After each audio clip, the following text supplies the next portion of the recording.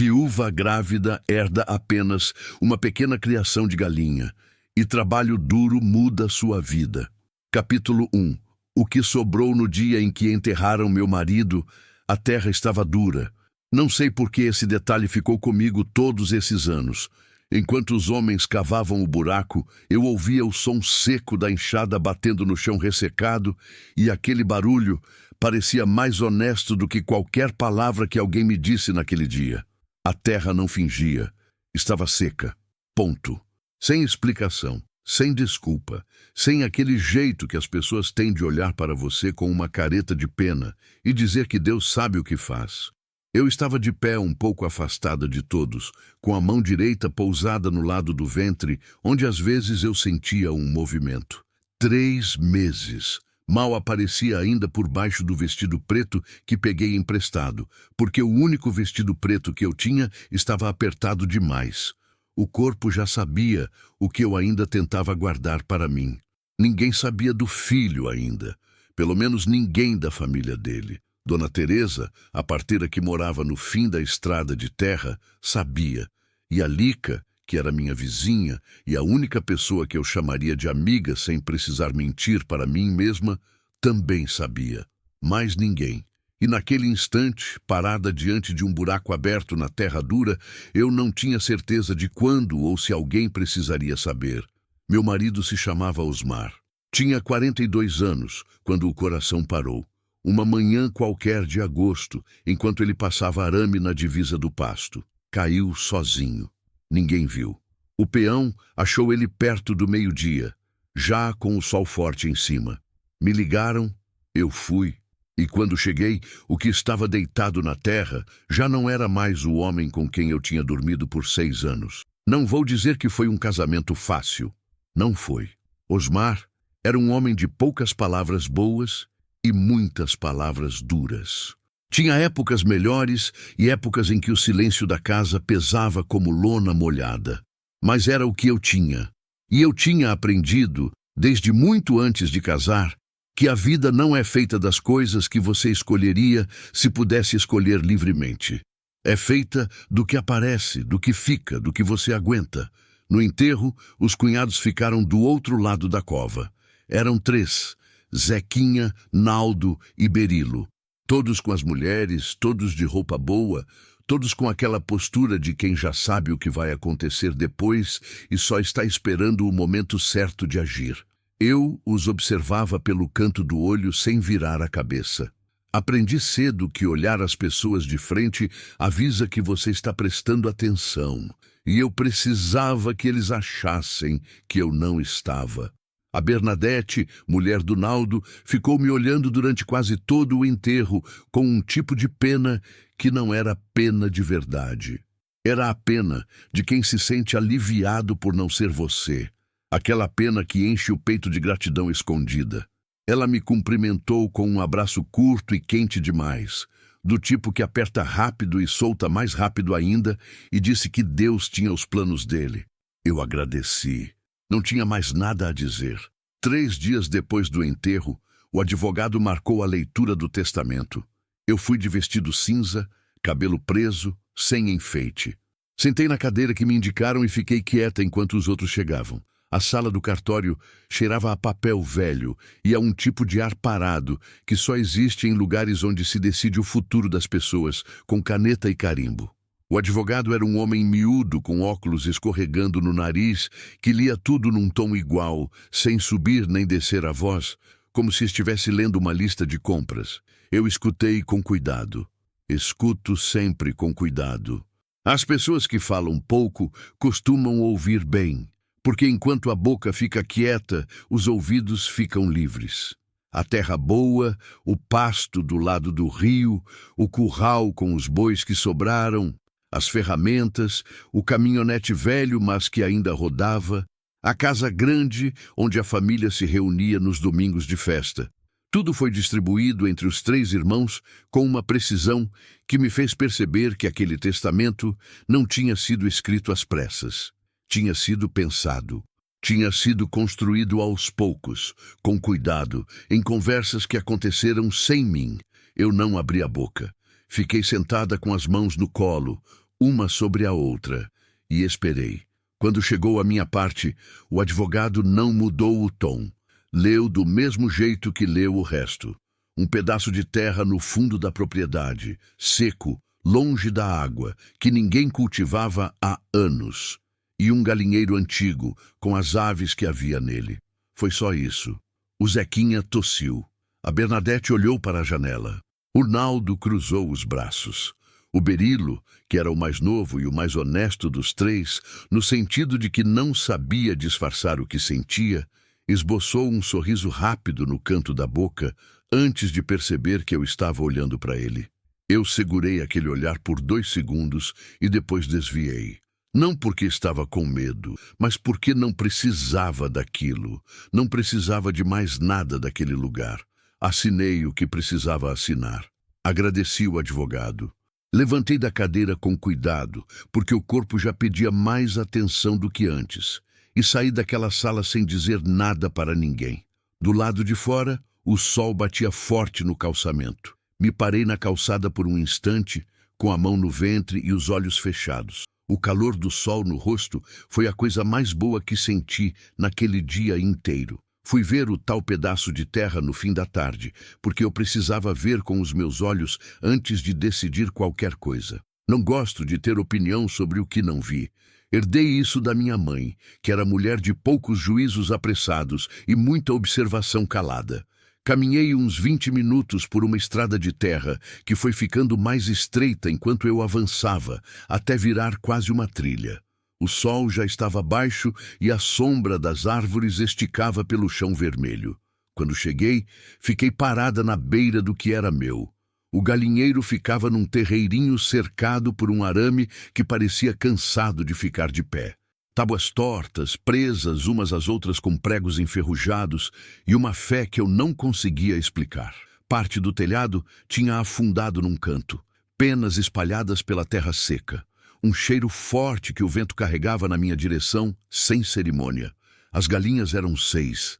Contei, magras, de penas um pouco arrepiadas, com aquele andar desconfiado de animal que não tem certeza se vai receber comida ou susto. Me olharam como se eu fosse mais uma coisa que aparecia sem avisar. Fiquei ali parada por um tempo que não soube medir. Não chorei. Não naquele instante. O choro viria mais tarde, à noite, sozinha, que é o único momento decente para chorar quando você não quer que o mundo veja que você sente.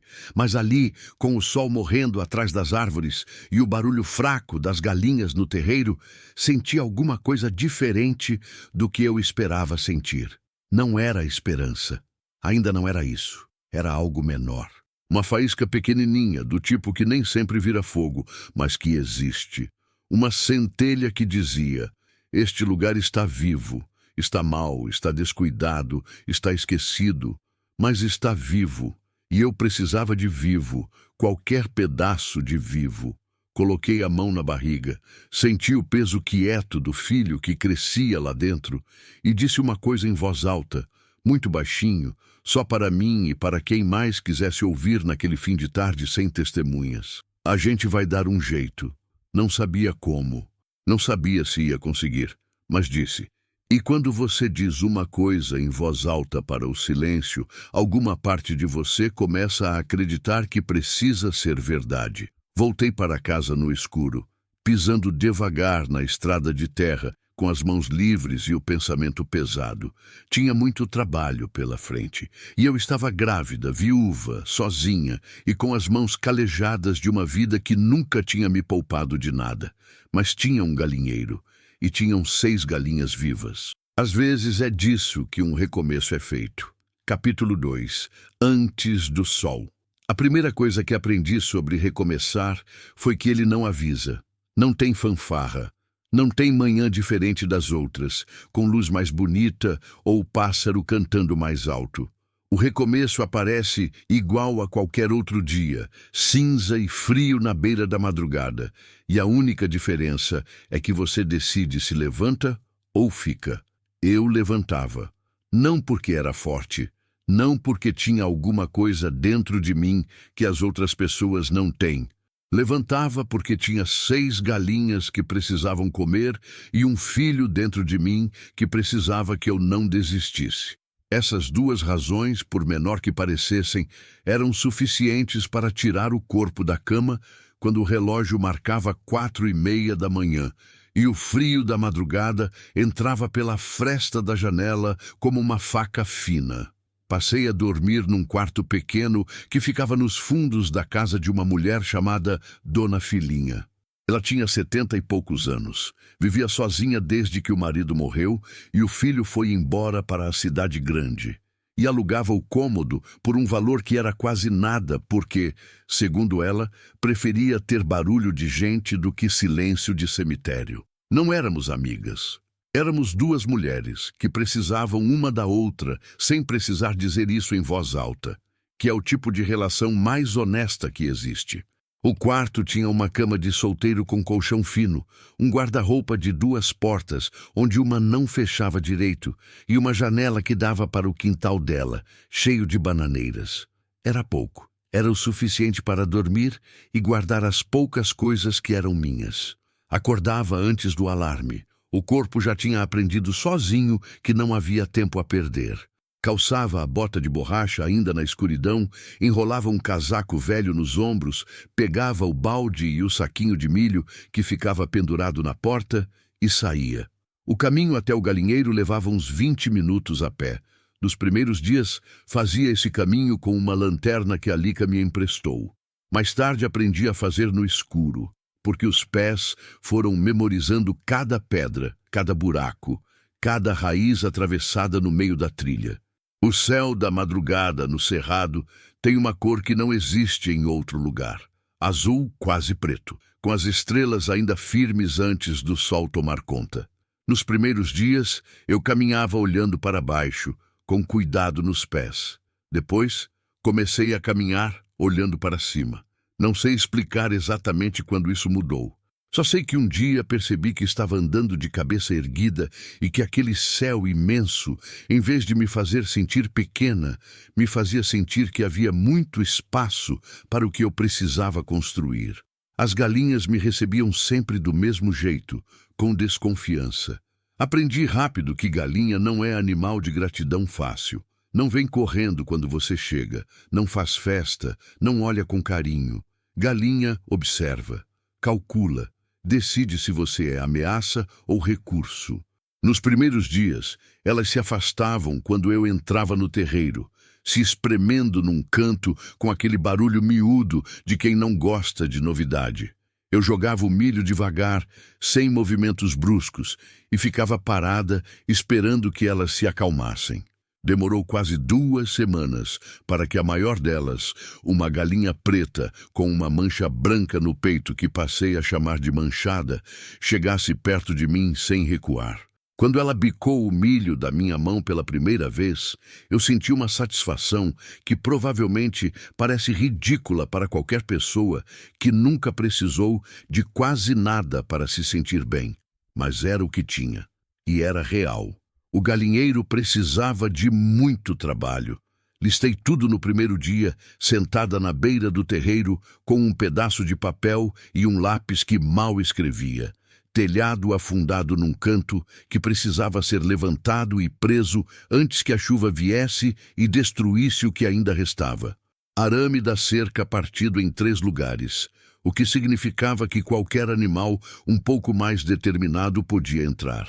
Bebedouro entupido, comedouro quebrado pela metade.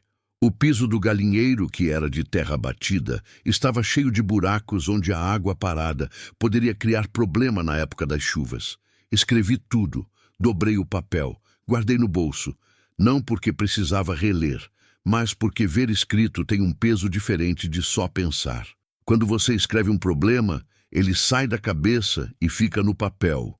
E aí você pode olhar para ele de fora, como se fosse de outra pessoa, e decidir por onde começar. Comecei pelo telhado. Não tinha dinheiro para comprar telha nova, mas tinha olho e tinha paciência, que às vezes valem mais. Caminhei pela propriedade toda, nos cantos que eram tecnicamente meus e nos que não eram, catando pedaços de madeira velha, tábua solta, qualquer coisa que pudesse servir.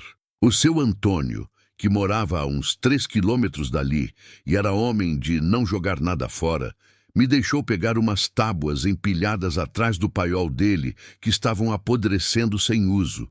Me olhou diferente quando eu apareci pedindo, com aquela cara de quem não sabe bem o que fazer com uma mulher grávida pedindo madeira. Pode pegar, disse ele depois de um silêncio. Mas como você vai carregar sozinha? Aos poucos, respondi, e carreguei. 2 tábuas por vez, equilibradas no ombro, fazendo o caminho 3 vezes naquele dia. A barriga já tinha um peso próprio e meu corpo sentia. No fim da tarde, quando terminei a última viagem, fiquei parada no terreiro com as mãos apoiadas nos joelhos, respirando fundo. As galinhas ciscavam em volta dos meus pés como se fosse coisa normal.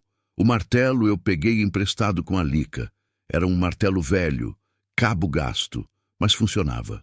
Os pregos eu comprei com o último dinheiro que eu tinha, num armarinho da cidade, escolhendo a quantidade exata para não gastar 1 centavo a mais do que o necessário. A mulher do caixa me olhou sem comentar. Eu agradeci e saí. Aprendi a pregar observando. Tinha visto homens consertando coisas a vida toda, e a memória guardou mais do que eu pensava. O primeiro prego ficou torto, o segundo também. Do terceiro em diante, o corpo foi lembrando o ângulo certo, a força certa, o jeito de segurar a madeira com um joelho, enquanto o outro pé ficava firme no chão. Trabalhei por 3 dias no telhado. No terceiro, quando levantei a última tábua no canto que estava afundado e preguei firme, bati a mão na madeira 2 vezes para testar. Estava sólido. Não era bonito, mas era sólido. E bonito eu poderia resolver mais tarde, quando houvesse tempo e recurso para isso. A cerca levou mais 2 dias. O arame eu achei enrolado num canto do terreiro, enferrujado, mas ainda servindo. Trabalhei com uma alicate que peguei emprestado, torcendo e juntando os pedaços rotos com uma paciência que eu não sabia que tinha antes de precisar dela. O que me atrasava era o corpo. A gravidez ia bem, a dona Filinha me dizia isso sempre que me via, olhando para a barriga com um olhar de experiência de quem tinha parido 5 filhos. Mas bem não significava fácil. Tinha manhãs em que a tontura chegava sem avisar, um enjoo súbito que me obrigava a parar tudo e ficar quieta por alguns minutos. Tinha tardes em que as costas doíam de um jeito que subia até o pescoço. Tinha momentos em que eu precisava sentar no meio do serviço, sem cadeira, no próprio chão do terreiro, com a cabeça entre os joelhos, esperando o mundo parar de rodar. Sentava, esperava, levantava. Não tinha outro caminho. Uma tarde, estava consertando o bebedouro quando ouvi passos na trilha. Levantei a cabeça e vi Naldo, o cunhado do meio, vindo na minha direção com aquela caminhada de homem que acha que o chão onde pisa é sempre dele. Parei o que estava fazendo e fiquei parada, esperando. Aprendi que esperar quem chega até você dá uma vantagem silenciosa que poucas pessoas percebem. Ele parou a uns metros de distância, olhou para o galinheiro consertado, para o arame da cerca, para mim, com a barriga que já aparecia claramente. Você está grávida, disse ele. Não era pergunta. Estou, confirmei. Ele ficou em silêncio por um momento. Vi os olhos dele percorrendo o terreiro com um cálculo que eu reconheci porque já tinha visto nos olhos dele antes.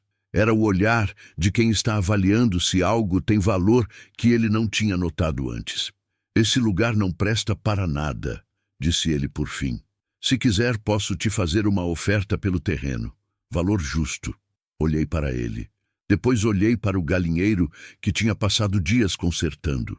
Para a cerca que eu tinha juntado arame por arame. Para as galinhas que estavam ciscando no terreiro com uma calma que não tinham quando eu cheguei. Não está à venda, disse eu. Ele franziu o senho. Você vai se virar sozinha aqui? Grávida? Já estou me virando. Ele ficou mais um pouco, como quem espera que você mude de ideia se ele ficar parado tempo suficiente. Eu voltei a trabalhar no bebedouro, de costas para ele. Depois de um momento, ouvi os passos dele se afastando pela trilha. Só larguei a respiração quando o som sumiu. Naquela noite, sentada no chão de terra batida do quartinho com a mão na barriga, fiz as contas que precisava fazer. O dinheiro que eu tinha era quase nada. O milho estava acabando. As galinhas precisavam de mais comida e comida custava. Eu precisava de renda antes que o pouco que tinha chegasse ao fim. Precisava que as galinhas começassem a pagar. Olhei para o teto torto do quarto, com as trincas que a dona Filinha tinha tapado com jornal e caiado por cima. Pensei na manchada bicando o milho da minha mão. No barulho das galinhas no amanhecer, que havia 2 dias eu já achava bonito, em vez de só barulhento. A gente vai ter que trabalhar junto, disse em voz alta para a barriga. O filho não respondeu, mas deu um movimento lento, daqueles que parecem mais uma acomodação do que um chute, e eu interpretei como concordância. Fechei os olhos. Dormi. Amanhã era mais um dia antes do sol, e o sol não esperava por ninguém. Capítulo 3. O primeiro ovo. Existe uma coisa que só quem criou galinha sabe. O momento em que você chega ao galinheiro de manhã cedo e encontra o primeiro ovo do dia tem um peso que não cabe em explicação. Não é só o ovo, é o que ele representa. É a prova de que o animal está saudável, que a alimentação está servindo, que o lugar está bom o suficiente para que a vida aconteça dentro dele.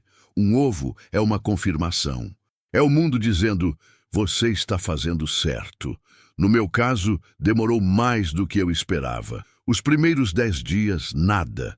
As galinhas comiam o milho, bebiam a água, ciscavam o terreiro, dormiam no poleiro que eu tinha consertado e não botavam. Fui pesquisar o motivo com Dona Filinha, que criou galinha a vida toda e sabia mais sobre o assunto do que qualquer livro que eu pudesse encontrar. Ela me explicou, mexendo uma panela de caldo no fogão a lenha sem me olhar, que galinha estressada não bota. Que quando o animal muda de ambiente, de dono, de rotina, o corpo dele trava, que era preciso paciência, constância e que eu não podia ficar mudando nada enquanto elas não se acostumassem. Galinha é como gente, disse ela, jogando um punhado de sal na panela. Precisa de sossego para produzir. Entendi. E tentei dar sossego, ainda que por dentro eu não tivesse muito sobrando. Mantive a rotina igual todos os dias. Mesma hora, mesmo caminho, mesma quantidade de milho, mesma voz baixa quando eu chegava para não assustar. Comecei a falar com elas.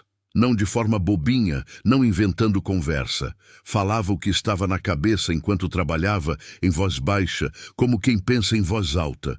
Falava do filho que estava crescendo, dos concertos que ainda precisavam ser feitos, do frio que estava chegando mais rápido do que eu queria naquele ano. Elas foram parando de fugir quando eu chegava. A manchada foi a primeira a me aceitar de vez. Depois veio uma galinha ruiva que eu passei a chamar de Brasa, por causa da cor. Depois as outras, uma por uma, num ritmo que seguia alguma lógica própria que eu não precisava entender, só respeitar. No 12º dia, encontrei o primeiro ovo. Estava no canto mais escuro do galinheiro, meio escondido numa depressão do chão, como se a galinha tivesse querido guardar em segredo. Era pequeno, marrom claro, com uma textura levemente áspera que eu senti debaixo dos dedos quando peguei. Ainda estava morno. Fiquei parada segurando aquele ovo por um tempo que não sei medir. Depois sentei no chão do galinheiro, lá mesmo, sem me importar com a sujeira, e fechei os olhos. Respirei fundo. Senti o calor do ovo na palma da mão, como se fosse a coisa mais importante que eu tinha segurado nos últimos meses.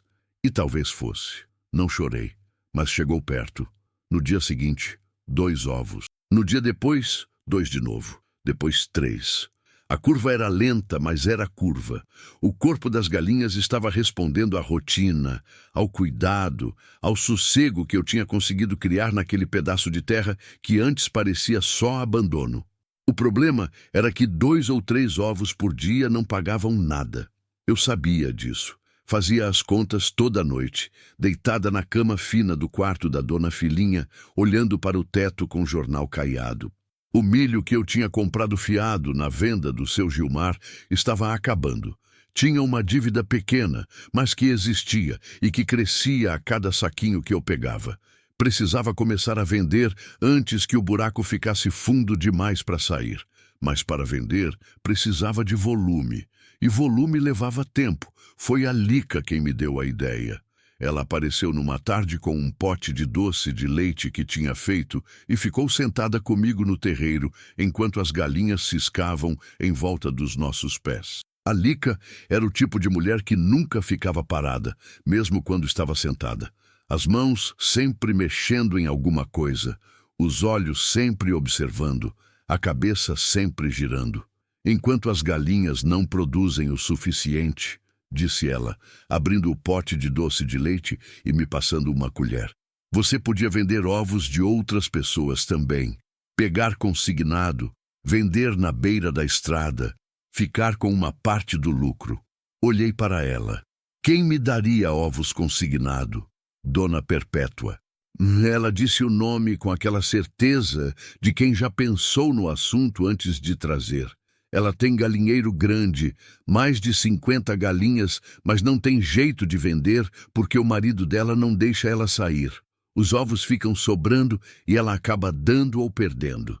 Se você oferecer para vender por ela, ela topa. Conhecia a Dona Perpétua de vista.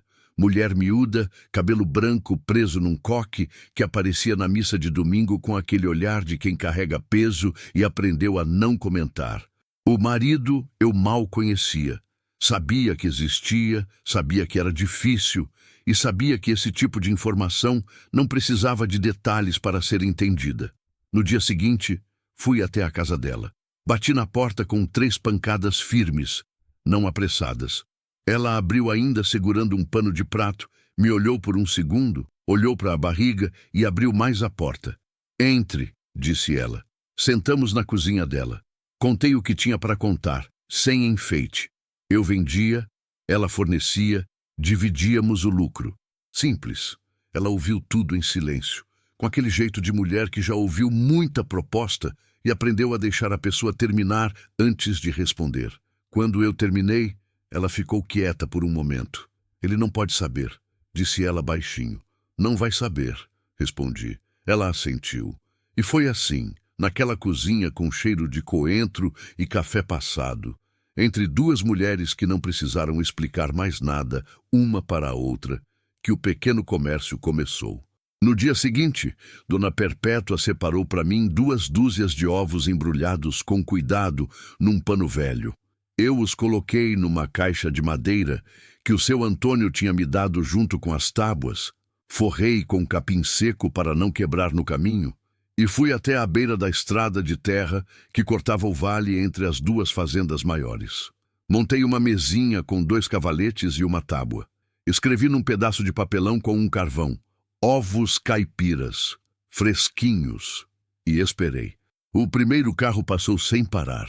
O segundo também. Um homem numa moto diminuiu a velocidade, me olhou, olhou para a barriga e acelerou de novo. Fiquei quieta. Não chamei, não gritei, não fiz gesto. Aprendi que chamar desesperado afasta mais do que atrai. Fiquei parada, de pé, com as mãos cruzadas na frente, esperando. Perto do meio-dia, com o sol já pesado, parou o primeiro caminhão. Era um caminhão-baú com placa de outro estado, sujo de estrada, com o para-choque amassado do lado direito. O motorista desceu com aquele jeito de quem passa o dia inteiro sentado e aprecia qualquer desculpa para esticar as pernas. Era um homem de uns 50 anos, barba por fazer, boné desbotado, com uma barriga honesta que a camiseta não conseguia esconder completamente. Ele olhou para os ovos, depois para mim, depois para a barriga. Caipira mesmo? Perguntou com a voz rouca de quem fala pouco durante o dia. Caipira mesmo, confirmei. Criação solta, sem ração de galpão. Ele pegou um ovo, examinou contra a luz do sol com um entendimento de quem já fez isso antes. Quanto à dúzia, eu tinha pensado num preço naquela manhã, fazendo as contas de cabeça. Suficiente para pagar o milho, pagar a parte da Dona Perpétua e sobrar alguma coisa.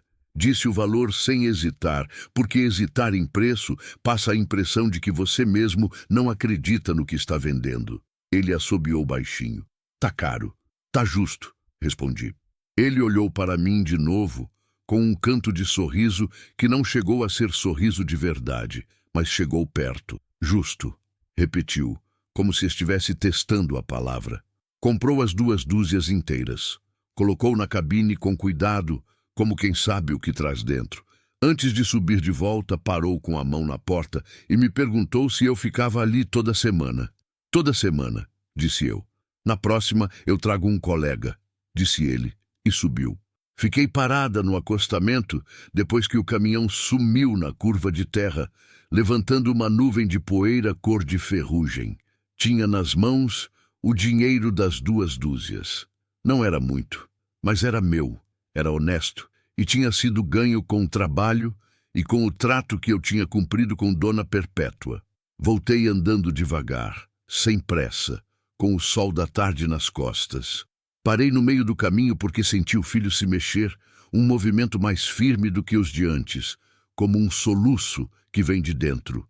Pus a mão na barriga e fiquei parada por um instante no meio da estrada de terra, sozinha, com o cerrado de um lado e do outro e o céu grande e silencioso lá em cima. Vendemos, disse baixinho. O vento passou. As folhas dos pequizeiros ao lado da estrada fizeram aquele barulho seco que o cerrado tem quando o ar move. E eu fui embora, porque tinha conta para acertar, milho para comprar e galinheiro para cuidar antes do sol ir embora. Mas naquela tarde, caminhando sozinha na estrada de terra vermelha, com o dinheiro no bolso do avental, me peguei fazendo uma coisa que fazia tempo que eu não fazia. Estava pensando no dia seguinte com alguma coisa que não era medo. Era planejamento. E planejamento, descobri naquele dia, é o que a esperança vira quando ela decide parar de ser só sentimento e começa a ser trabalho. Capítulo 4. O peso do inverno. O frio chegou sem pedir licença, como sempre chegou no cerrado. Não foi gradual. Foi uma manhã em que eu acordei e o ar tinha mudado de textura, ficado mais espesso, mais seco, com aquela friagem que cola na pele e não sai nem quando o sol está alto. O chão do terreiro amanheceu com uma camada fina de geada nos cantos, onde a sombra das árvores protegia da claridade, e as galinhas ficaram no poleiro mais tempo do que o normal, esperando que o mundo esquentasse antes de descer. Eu entendi aquilo. Tinha dias em que eu também queria ficar no poleiro, esperando o mundo esquentar. Mas não tinha esse privilégio. Então calçava as 2 meias, enrolava o casaco e ia. A gravidez estava com 6 meses quando o inverno se instalou de vez. A barriga tinha crescido para além do que o meu único casaco conseguia fechar na frente. Então eu o usava aberto, preso na cintura por um pedaço de barbante que a dona Filinha improvisou com aquela competência silenciosa de mulher que passou a vida resolvendo o que aparecia. Ela não comentou nada quando apareceu com o barbante. Só olhou para o casaco que não fechava mais e foi buscar o que precisava. Esse era o jeito dela de cuidar. Eu aceitei sem fazer cerimônia, porque faz tempo que aprendi que recusar cuidado de quem oferece de coração é uma forma de orgulho que a gente não pode se dar ao luxo quando está tentando sobreviver. O inverno trouxe um problema que eu não tinha calculado direito. As galinhas botavam menos. Dona Filinha me explicou que era normal, que o frio encurtava o dia, que as horas de luz diminuíam e que galinha precisa de luz para produzir, que nos meses frios a produção cai naturalmente e que o jeito antigo de contornar isso era deixar uma luz acesa no galinheiro algumas horas a mais por dia, enganando o corpo do animal, fazendo-o pensar que o dia ainda não tinha acabado. O problema era a luz. Eu não tinha energia elétrica no galinheiro. Fiquei pensando nisso 2 dias. Não um pensamento contínuo, mas aquele tipo de problema que fica rondando a cabeça enquanto você faz outras coisas, aparecendo nas bordas do pensamento quando você menos espera. Enquanto eu limpava o terreiro, enquanto eu caminhava até a beira da estrada com a caixa de ovos, enquanto eu deitava à noite, tentando achar um jeito de ficar cômoda com a barriga que crescia. A solução veio de um lugar que eu não esperava. O seu Antônio, o vizinho das tábuas, apareceu uma manhã no começo do terreiro com uma lanterna de camping pendurada no dedo, daquelas que funcionam com pilha grande e jogam uma luz amarelada e forte. Sobrou lá em casa, disse ele, sem olhar para mim, olhando para as galinhas. Se não usar, enferruja.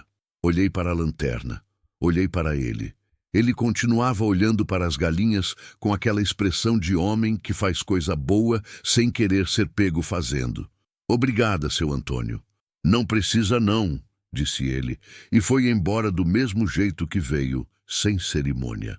Passei a deixar a lanterna acesa no galinheiro por 3 horas depois que o sol se punha, pendurada num prego no centro do teto, jogando aquela luz amarela sobre o poleiro. Em 2 semanas, a produção estabilizou. Não voltou ao pico dos dias mais quentes, mas segurou o suficiente para que eu continuasse vendendo. Foi nesse período do inverno que o caminhoneiro voltou. Ele apareceu na quinta-feira como prometido e trouxe um colega. O colega era mais novo, mais magro, com um jeito mais falante, mas comprou sem pechinchar e disse que podia me avisar quando outros motoristas da rota estivessem passando por ali. Ofereci a ele um ovo cozido que eu tinha trazido de casa porque naquele dia fiz mais do que precisava para o café.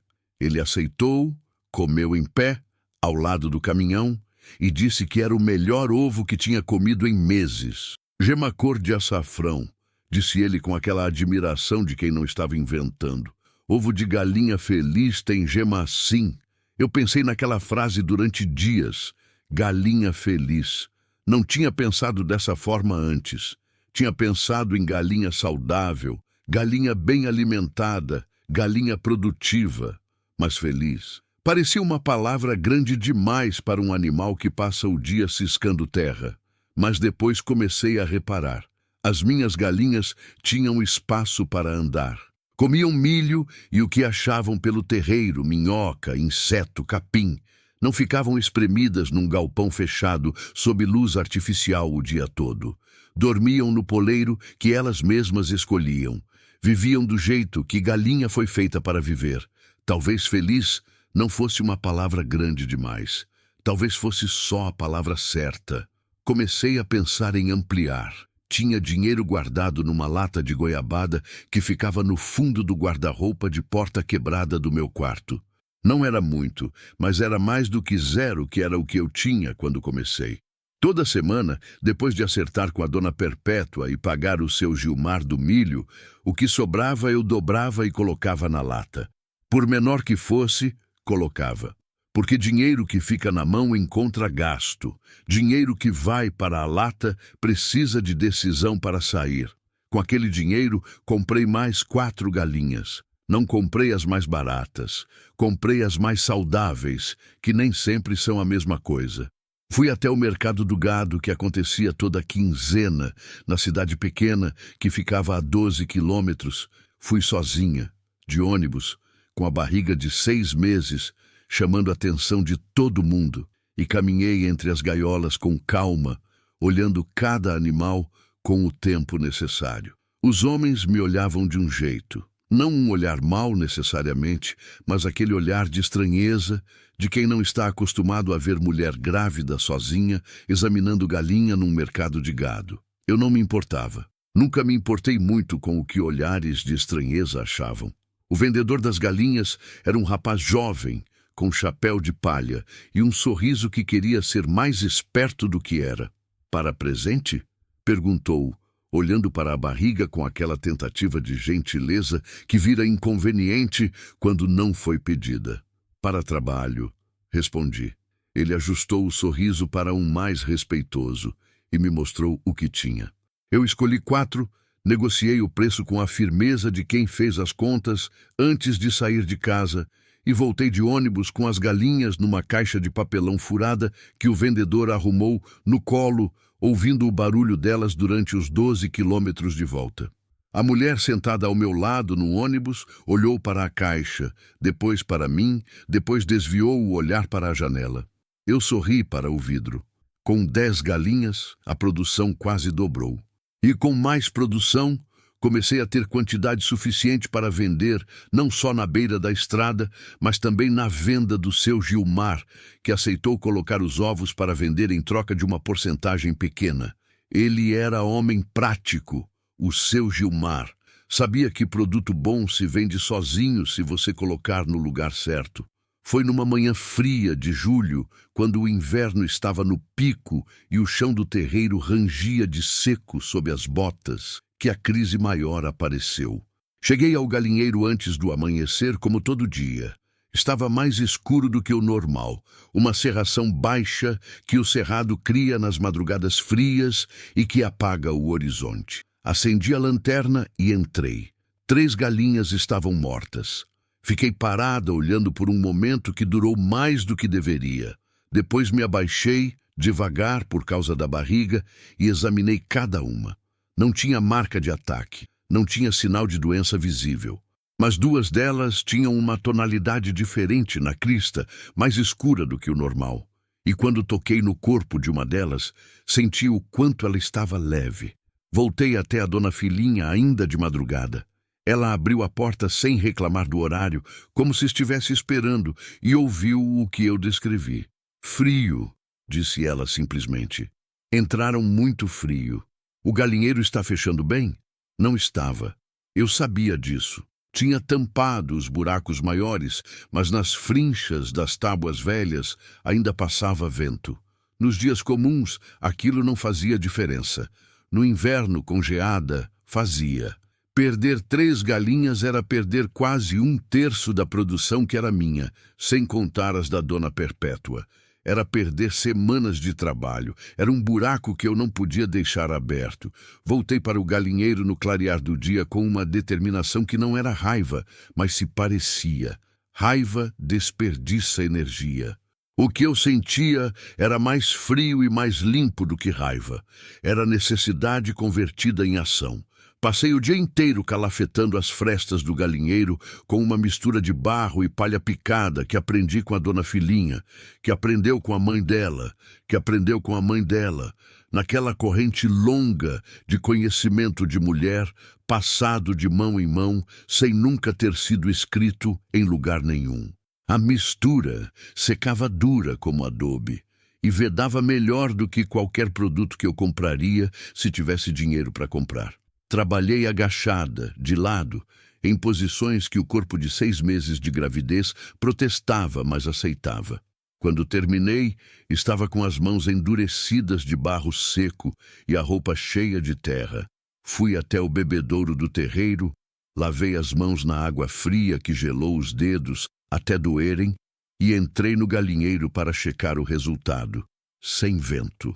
As galinhas que restavam estavam no poleiro, juntas, com aquele silêncio de animal que ainda não decidiu se o perigo passou. Deixei a lanterna acesa por mais tempo naquela noite. Nenhuma morreu no inverno depois disso. Mas as 3 que perdi ficaram comigo de um jeito que as coisas que custam ficam. Não como culpa pesada, porque eu tinha feito o que sabia com o que tinha, mas como aprendizado que dói, que é o único tipo de aprendizado que não se esquece. Aprendi que cuidar bem não é garantia, que às vezes você faz tudo certo e ainda perde, que a resposta não é parar de cuidar, é entender o que falhou e tapar essa fresta também. O filho se mexia muito nessa época. Às vezes eu ficava acordada à noite sentindo os movimentos dele e pensando em como ia explicar para ele esse mundo que não é justo, que não recompensa sempre o esforço, que às vezes derruba o que você construiu sem motivo suficiente. E depois pensava que talvez não precisasse explicar. Que ele já estava aprendendo lá dentro, ouvindo o coração dela bater mais forte quando havia problema, sentindo quando o corpo dela agachava no frio para tampar fresta por fresta com barro e palha. Talvez ele já soubesse o que era necessário saber, que a resposta para a fresta não é abandonar o galinheiro, é o barro, é a palha, são as mãos que não param. Capítulo 5. O que nasce. Meu filho nasceu numa madrugada de agosto, quando o inverno ainda não tinha ido embora de vez. Não foi um nascimento dramático, pelo menos não do jeito que as histórias costumam contar. Não teve tempestade, não teve grito que acordou a vizinhança, não teve aquele momento cinematográfico que as pessoas gostam de descrever quando contam o nascimento de uma criança como se fosse o centro do universo se reorganizando. Foi silencioso, foi longo, foi difícil do jeito que parto é difícil para qualquer mulher que enfrenta sozinha o que devia ser enfrentado com mais gente por perto. A dona Filinha ficou comigo, e a Lica, elas foram suficientes. A dona Filinha sabia o que fazer com as mãos, com a voz, com o silêncio que se coloca nos momentos certos. A Lica ficou do meu lado durante as horas que duraram, segurando minha mão com uma firmeza que não era de consolo, era de âncora, daquelas que você agarra quando o mar está movendo tudo e você precisa de alguma coisa que não ceda. Quando ele saiu e deu o primeiro grito, eu estava tão cansada que quase não conseguia abrir os olhos, mas abri, porque tinha esperado 8 meses e meio para ver aquele rosto e não ia deixar o cansaço roubar esse instante.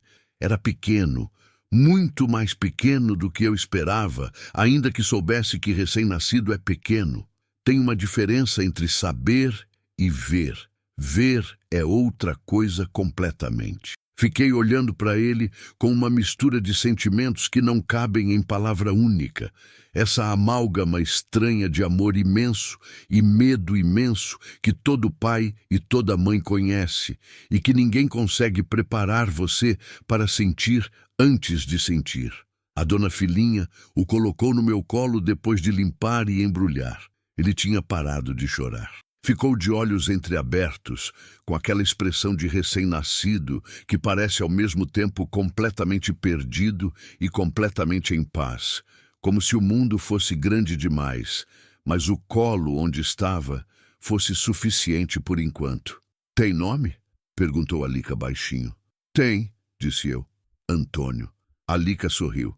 Não perguntou o porquê, mas eu podia ver que ela estava pensando no seu Antônio das tábuas e da lanterna e do olhar que fingia não se importar enquanto se importava. Não era só por isso, era também por causa do meu pai, que se chamava Antônio e que morreu quando eu tinha 11 anos, antes de poder me ver crescer. Quis juntar as duas coisas num nome só. As duas formas de homem bom que eu tinha conhecido, o que me criou e o que apareceu quando eu precisava sem pedir nada em troca. Antônio dormiu naquela madrugada com uma serenidade que eu invejei silenciosamente. Eu fiquei acordada até o céu clarear, com ele no colo, ouvindo a respiração dele e o barulho distante das galinhas no galinheiro que o vento frio trazia de longe. Pensei no Osmar, não com saudade do que foi, mas com uma tristeza tranquila pelo que não pôde ser, pela criança que ele nunca ia conhecer, pelo pai que o Antônio nunca ia ter. Não era raiva, era só a constatação fria de que a vida às vezes corta coisas antes de elas estarem prontas, e que essa é uma das suas crueldades mais silenciosas. Depois, afastei esse pensamento, não porque não merecia espaço, mas porque havia um filho acordado nos meus braços que merecia que eu estivesse presente, inteiramente presente, naquele momento que não volta. Os primeiros dias com o Antônio foram os mais exaustivos da minha vida. E eu já tinha tido dias exaustivos. Sabia o que era cansaço de verdade, o tipo que entra no osso, que faz os pensamentos ficarem lentos e a visão um pouco embaçada. Mas cansaço de recém-nascido é diferente de tudo. É um cansaço que não tem final visível, porque o bebê não entende horário, não entende noite, não entende que você também é humana e que humana precisa dormir. Antônio acordava a cada 2 horas, às vezes menos. Mamava, dormia, chorava, mamava de novo. Eu funcionava num estado de consciência reduzida que não era bem sono nem bem vigília, um lugar do meio onde o corpo faz o que precisa ser feito no modo mais automático possível. O galinheiro ficou 3 dias sem a minha visita. Deixei de ir E isso me pesava mais do que o cansaço físico. A Lica foi nos 2 primeiros dias por iniciativa própria, sem que eu pedisse. Alimentou as galinhas, recolheu os ovos, deixou tudo em ordem e anotou num pedaço de papel a quantidade de ovos que tinha pego, com aquela letra grande e caprichada de quem aprendeu a escrever mais tarde e trata cada letra com o respeito de quem sabe o valor que elas têm.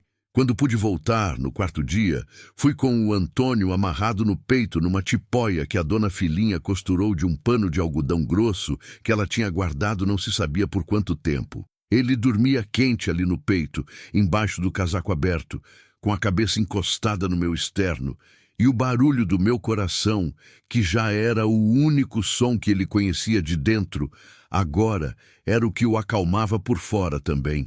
Entrei no terreiro com ele assim. As galinhas levantaram a cabeça. A manchada veio na minha direção como sempre fazia. Depois parou a meio metro e ficou olhando para o vulto que se movia no peito do casaco. Ficou parada por um tempo, virando a cabeça de um lado para o outro com aquela perplexidade de galinha diante de novidade. É o Antônio, disse eu baixinho.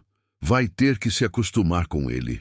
A manchada bicou o chão uma vez, depois continuou fazendo o que estava fazendo. Entendi aquilo como aceitação. Retomar o ritmo com o bebê no colo levou mais tempo do que eu queria admitir. Havia uma culpa que eu não esperava sentir e que apareceu nos primeiros dias. A culpa de precisar dividir a atenção. Quando eu estava cuidando do Antônio, pensava nas galinhas. Quando estava no galinheiro, pensava no Antônio. Era um puxão constante nos 2 sentidos, aquela sensação de que qualquer coisa que você está fazendo, há outra coisa sendo negligenciada em algum lugar.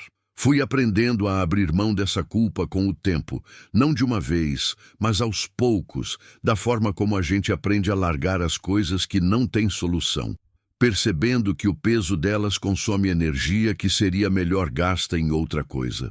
O Antônio ficava na tipóia enquanto eu trabalhava, ficava no colo enquanto eu tomava o café, ficava deitado numa manta no chão do galinheiro, em dias de sol mais forte, enquanto eu limpava o terreiro. Aprendi a fazer tudo de um jeito diferente, mais devagar, mais cuidadoso, mais atento, porque quando você tem alguém pequeno dependendo de você, a pressa vira risco, e risco é o que menos você pode se dar ao luxo de correr. Foi nessa época que a Dona Perpétua começou a aparecer com mais frequência. Ela chegava sempre de manhã cedo, quando o marido havia saído para o campo, e ficava por 1 ou 2 horas. Às vezes trazia ovos, às vezes trazia apenas a companhia, que valia tanto quanto qualquer coisa mais tangível. Ficava olhando para o Antônio com aquele olhar de mulher que criou filhos e sente falta da época em que eles eram pequenos, antes de virarem homens que vão embora. Uma manhã, ela chegou diferente. Parada na entrada do terreiro, com um volume embrulhado num pano embaixo do braço, o olhar um pouco mais tenso do que o normal. Eu a reconheci naquele estado, porque já estive nele. Alguém que decidiu fazer uma coisa que sabe que vai mudar alguma coisa e que está ali no instante antes de fazer. Tenho mais galinhas para te dar, disse ela. 12. Olhei para ela. Dar? Dar. Ela disse a palavra com uma firmeza que não era generosidade impulsiva. Era decisão pensada. Ele está querendo vender o galinheiro. Disse que é trabalho à toa, que prefere o dinheiro. Ela parou. Não vou deixar ele vender as galinhas para abate, sendo que você pode usar. Fiquei quieta por um momento. 12 galinhas era quase dobrar o que eu tinha como meu. Era um salto que eu levaria meses para dar comprando uma por vez. Você tem certeza? Perguntei. Tenho. Ela desembrulhou o pano. Dentro tinha um frango caipira limpo, preparado para o cozido. E isso é para o Antônio comer bem, que ele precisa de força para criar o menino. Aceitei as galinhas e aceitei o frango. Aceitei sem fazer aquela encenação de recusa que as pessoas fazem quando querem parecer que não precisam do que precisam. Eu precisava. Ela queria dar. O mundo fica mais simples quando a gente para de complicar o que é direto. Mas enquanto eu abraçava a Dona Perpétua naquela manhã de agosto, com o Antônio quieto no peito, entre nós duas, pensei em como as coisas se encadeiam de formas que a gente não planeja. Que ela estava me dando aquelas galinhas porque o marido ia vender, e o marido ia vender porque não via valor naquilo. Assim como os cunhados do Osmar não tinham visto valor no galinheiro velho que me deixaram. Assim como ninguém nunca via valor nas coisas que eu pegava e fazia servir. Talvez fosse isso. Talvez o meu trabalho todo da vida fosse pegar o que os outros descartavam e provar que estavam errados sobre o valor das coisas. Olhei para o Antônio dormindo no peito, para o terreiro cheio de galinhas, para o galinheiro que eu tinha consertado tábua por tábua. Não era um pensamento de vitória. Ainda havia muito chão pela frente, muito trabalho, muitas contas para fechar, muitas madrugadas frias que ainda estavam por vir.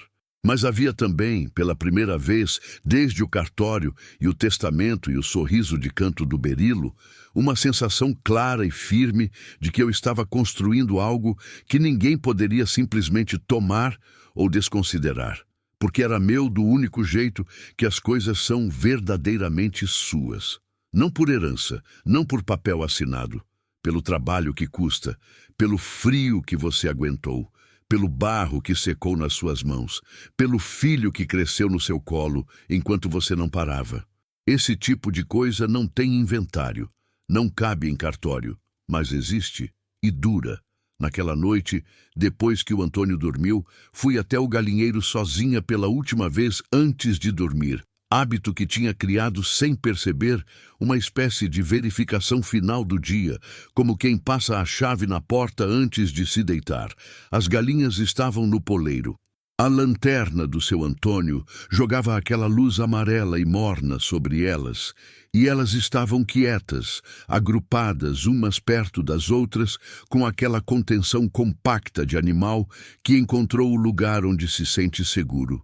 Fiquei parada na entrada por um momento, ouvindo a respiração coletiva daquele lugar. Depois apaguei a lanterna e fui dormir.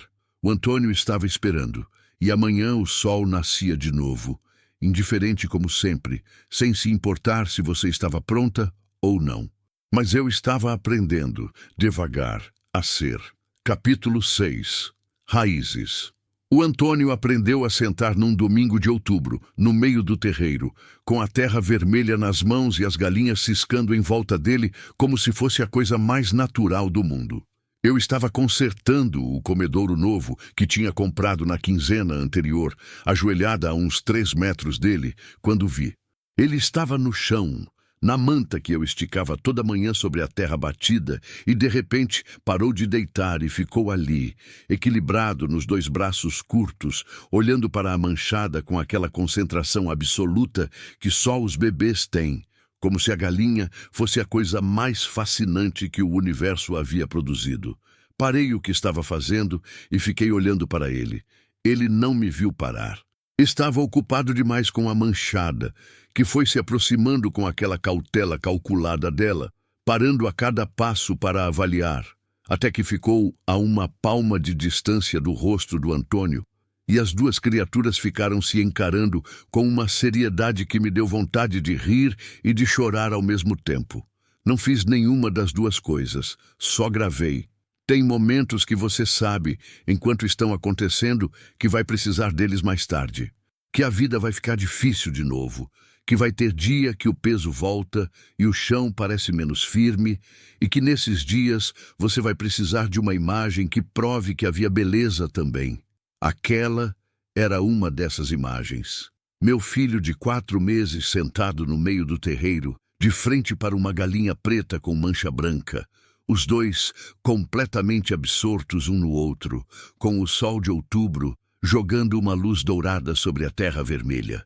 Guardei aquilo onde se guardam as coisas que sustentam. Com o Antônio, a rotina mudou de forma permanente. Não piorou, ficou mais complexa, que é diferente. Havia mais variáveis, mais atenção dividida, mais necessidade de planejar cada hora com o cuidado de quem sabe que o tempo é o recurso mais curto que existe. Mas havia também uma presença constante que mudou a qualidade do silêncio daquele pedaço de terra. Antes, quando eu trabalhava sozinha, o silêncio tinha um peso. Era o silêncio de uma pessoa no mundo que não tem com quem dividir o que está fazendo. Com o Antônio, mesmo nos dias em que ele não fazia nada além de dormir no peito ou brincar com os próprios pés na manta, o silêncio ficou diferente. Ficou habitado. Aprendi a fazer as coisas no ritmo dele. Quando ele dormia, eu trabalhava com intensidade total, sem pausa, aproveitando cada minuto de braços livres para fazer o que precisava de movimento, de força, de concentração. Quando ele acordava, eu o pegava, o amarrava na tipóia e continuava mais devagar, adaptando o movimento, aprendendo que quase tudo que eu precisava fazer podia ser feito com uma criança no peito, se você tivesse paciência para descobrir como. A dona Filinha o segurava nas tardes em que eu precisava ir até a cidade. A Lica aparecia nos sábados e ficava com ele enquanto eu fazia os acertos da semana. Eram redes pequenas, tecidas de favores e de presença, sem contrato, sem obrigação declarada, mas sólidas do jeito que as coisas tecidas por escolha são sempre mais sólidas do que as tecidas por dever. Nunca pedi mais do que o necessário. Nunca quis que ninguém se sentisse responsável pelo que era minha responsabilidade. Mas aprendi nessa época que aceitar ajuda não é fraqueza de caráter. É inteligência de sobrevivência. E às vezes, nos momentos mais honestos, é também a única forma de deixar que as pessoas que gostam de você façam isso de um jeito concreto. Foi em novembro que o Naldo voltou. Dessa vez não veio sozinho. Trouxe o Zequinha junto e os dois chegaram pela trilha numa tarde quente, com aquela postura de quem marcou a visita internamente sem avisar a outra parte. Eu os vi chegando de longe, porque tinha aprendido naqueles meses a prestar atenção no que se movia na entrada do terreiro. Animal ou gente, o que chega pelo caminho anuncia alguma coisa, e eu preferia saber antes do que ser pega de surpresa. Fiquei onde estava, que era em pé, perto do bebedouro, com o Antônio na tipóia. Esperei. Eles chegaram, pararam, olharam para o terreiro com os mesmos olhos calculistas de antes. Mas havia algo diferente dessa vez. Antes, quando o Naldo tinha vindo sozinho, o galinheiro era ainda aquela mistura de conserto recente e abandono antigo. Agora era outra coisa. Havia ordem. Havia expansão visível. O galinheiro estava maior do que quando eles tinham saído daquele cartório achando que tinham me deixado com nada. As galinhas eram muitas, saudáveis, barulhentas, o terreiro estava limpo. Havia um segundo cercado que eu tinha construído no mês anterior para separar as galinhas novas enquanto se adaptavam. Vi os olhos do Zequinha percorrendo tudo isso com um interesse que ele tentou disfarçar e não conseguiu completamente. Está crescendo, disse o Naldo, com um tom que não era elogio nem crítica.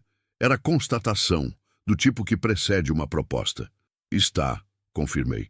A gente veio fazer uma oferta mais séria pelo terreno, disse ele. Tirou um papel dobrado do bolso da camisa e estendeu na minha direção. Valor justo, suficiente para você e o menino viverem bem por um bom tempo. Não peguei o papel. Ele ficou com o braço estendido por um momento, depois abaixou devagar. Não está à venda, disse eu com a mesma voz de antes. Não mais alta, não mais firme, igual. Porque não era raiva o que eu sentia, era apenas clareza. O Zequinha cruzou os braços.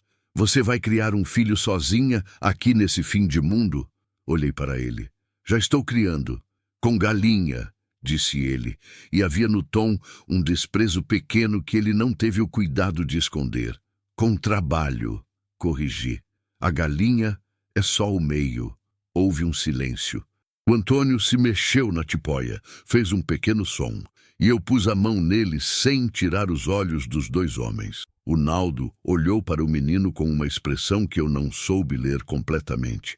Talvez desconforto. Talvez algo mais próximo de vergonha, que é o desconforto que acontece quando você se vê do jeito que realmente é e não gosta do que vê. Se mudar de ideia, disse ele por fim, guardando o papel de volta no bolso. Vou saber onde encontrar vocês, respondi. Eles foram. Eu fiquei.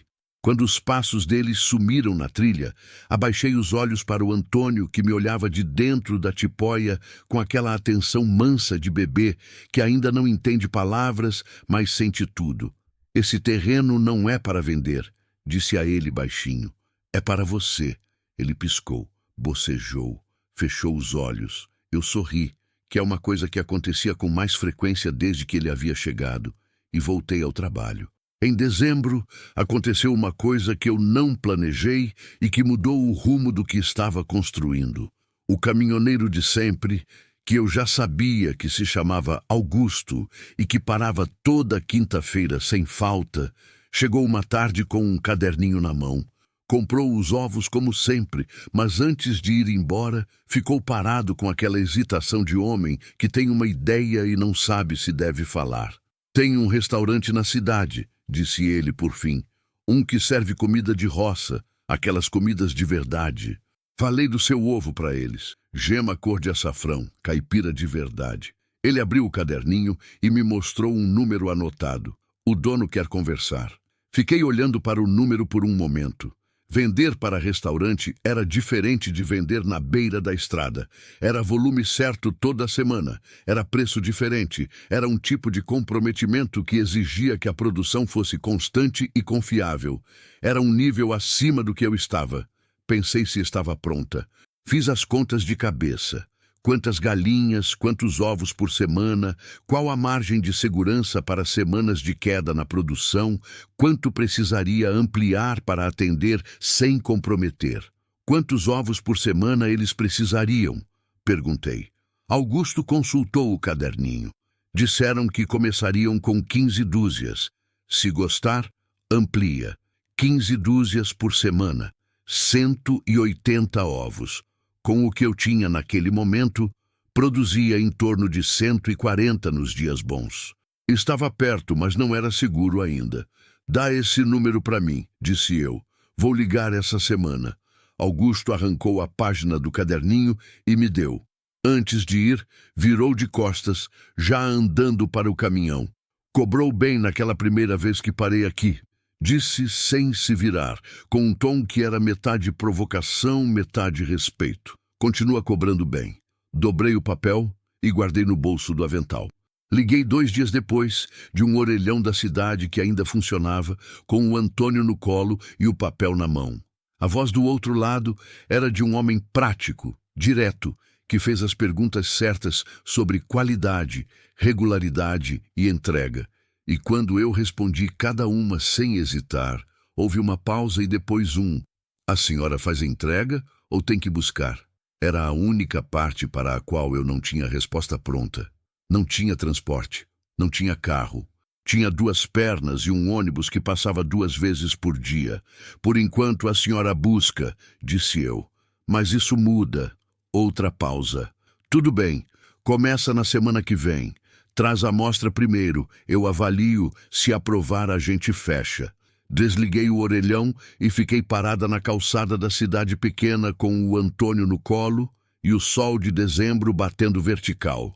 Havia barulho de carro, cheiro de asfalto quente, a movimentação comum de uma cidade pequena no fim da tarde. Pensei em como ia resolver o transporte. Pensei que ia precisar de mais galinhas antes do fim do mês. Pensei que ia precisar de mais milho, mais espaço no galinheiro, mais algumas horas por dia que eu não sabia de onde ia tirar. E enquanto pensava em tudo isso, me peguei sorrindo de novo, porque isso era diferente de antes. Antes eu pensava nos problemas e sentia o peso deles primeiro. Agora eu pensava nos problemas e via o caminho junto. Não porque os problemas tinham ficado menores. É que eu tinha ficado maior do que eles. Milímetro por milímetro, mês por mês, desde aquela tarde em que fui até um galinheiro velho que ninguém queria e decidi que ele era um começo. Ajeitei o Antônio no colo. Ele dormia com aquela confiança absoluta de quem não tem dúvida de que o lugar onde está é seguro. Peguei o ônibus de volta. Tinha trabalho esperando. Naquela noite, depois que ele dormiu, Sentei no chão de terra batida do quarto com a lata de goiabada no colo. Abri. Contei o dinheiro guardado, nota por nota como fazia sempre. Não por desconfiança das notas, mas porque contar com as mãos faz o número ser real de um jeito diferente de só somar na cabeça. Era mais do que quando eu tinha começado a guardar. Muito mais. Não era fortuna. Era longe de ser fortuna. Mas era prova. Era a prova material, contável, tangível de que cada manhã antes do sol tinha valido alguma coisa. De que cada ovo recolhido ainda quente, cada cerca consertada, cada fresta tapada com barro e palha, cada negociação feita com voz firme na beira da estrada, tinha se convertido em algo que existia além da memória e do esforço. Fechei a lata, guardei no fundo do guarda-roupa. Deitei na cama fina e olhei para o teto de jornal caiado. Pensei nos cunhados saindo daquele cartório achando que tinham ganhado. Pensei no advogado lendo o testamento no tom de lista de compras.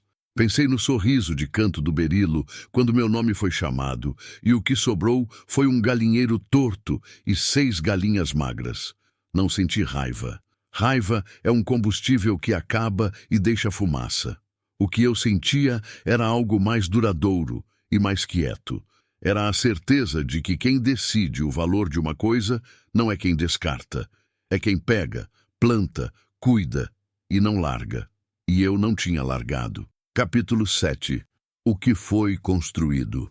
O restaurante se chamava Rancho Fundo e ficava numa rua calçada de paralelepípedo no centro da cidade pequena, daquelas ruas que o tempo tratou com mais gentileza do que as outras, onde as casas antigas ainda tinham as fachadas de cor passada e as calçadas estreitas convidavam a andar devagar.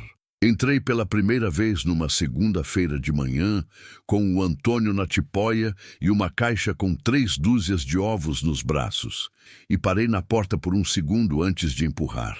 Não por medo, por hábito de observar antes de entrar, que é uma coisa que aprendi tão cedo que já não sei mais dizer de onde veio. O lugar era simples, do jeito bom que simples pode ser. Mesas de madeira escura, tampo de pedra-sabão, cadeiras com assento de couro cru. No fundo, uma cozinha aberta de onde vinha cheiro de alho no azeite e de algo que levava coentro e pimenta do reino. As paredes tinham fotografias em preto e branco de roça, de gente trabalhando em campo, de fogão a lenha, daquele tipo de decoração que ou é honesta ou é encenação. E ali parecia honesta. O dono se chamava Seu Deusmar. Homem de uns 60 anos, barriga de quem come bem o que cozinha, mãos grandes de cozinheiro que já tinha passado pela fase de fazer tudo e chegado na fase de supervisionar quase tudo. Me cumprimentou sem cerimonioso, olhou para a caixa de ovos, olhou para o Antônio na tipóia e me chamou para a cozinha sem rodeio. Abriu 3 ovos ali mesmo, um por um, com aquele gesto preciso de cozinheiro que abre ovo sem deixar casca. As 3 gemas caíram na tigela com aquela cor que o Augusto tinha descrito meses antes. Amarelo alaranjado, firme, um pouco abaulada acima da clara. A cor inconfundível de galinha que viveu no pasto. Seu Deusmar ficou olhando para as gemas por um tempo. Depois, bateu levemente com a ponta do dedo na tigela, sem misturar. É real, disse ele. Não para mim, para si mesmo. Como quem confirma algo que esperava, mas ainda precisava ver. É real. Confirmei assim mesmo. Ele levantou os olhos. Regularidade. Isso é o que preciso. Todo restaurante que compra de produtor pequeno toma calote de regularidade. O cara começa bem, depois some, manda metade, manda atrasado. Ele cruzou os braços. Me dá regularidade. A senhora tem cliente fixo pelo tempo que quiser. Toda semana, mesma quantidade, mesma qualidade, disse eu. Se houver algum problema, aviso com antecedência. Nunca deixo faltar sem avisar. Ele me olhou com aquela avaliação rápida de homem que fez isso muitas vezes e aprendeu a calibrar. Depois estendeu a mão. Fecha. Apertei a mão dele com firmeza, olhando direto, e fechamos sem papel, sem contrato, sem nada escrito. Só a palavra, que quando é dada do jeito certo, ainda vale mais do que muita assinatura. A parceria com o Rancho Fundo mudou a escala do que eu estava fazendo de uma forma que levou algumas semanas para eu entender completamente. Não foi de repente. Foi gradual, aquele tipo de mudança que você percebe olhando para trás e não tanto enquanto está dentro. Mas houve um dia, talvez 2 meses depois do primeiro acordo com o seu Deus Mar, em que acordei antes do sol como sempre. Fiz o caminho até o galinheiro como sempre, e no meio do caminho me peguei fazendo algo diferente. Estava planejando, não o dia, o mês, o próximo trimestre. Pensando em quantas galinhas precisaria para o contrato crescer para 20 dúzias semanais, que era o que o seu Deus Mar tinha indicado que queria quando eu conseguisse volume. Pensando em onde colocar o galinheiro novo que ia precisar construir. Pensando se havia outra propriedade na região que produzia frango caipira que eu pudesse articular numa rede parecida com o que tinha feito com a Dona Perpétua. Pensar assim, com esse horizonte mais comprido, era diferente. Antes, eu pensava no dia seguinte, porque o dia seguinte era a única coisa que cabia no pensamento quando o presente estava tão apertado. Agora o presente tinha folgado o suficiente para que o futuro pudesse aparecer sem sufocar. Comprei mais galinhas, dessa vez 18 de uma vez, as mais saudáveis que encontrei no mercado da quinzena, e um galo novo que o seu Antônio me indicou, de uma raça que ele conhecia e que ele disse que gerava filhotes fortes. Aprendi que ter galo próprio para chocagem era diferente de comprar pinto, em termos de custo e de controle sobre a qualidade do que crescia no terreiro. O galinheiro novo eu construí com mais experiência do que o primeiro concerto, e a diferença aparecia em cada detalhe.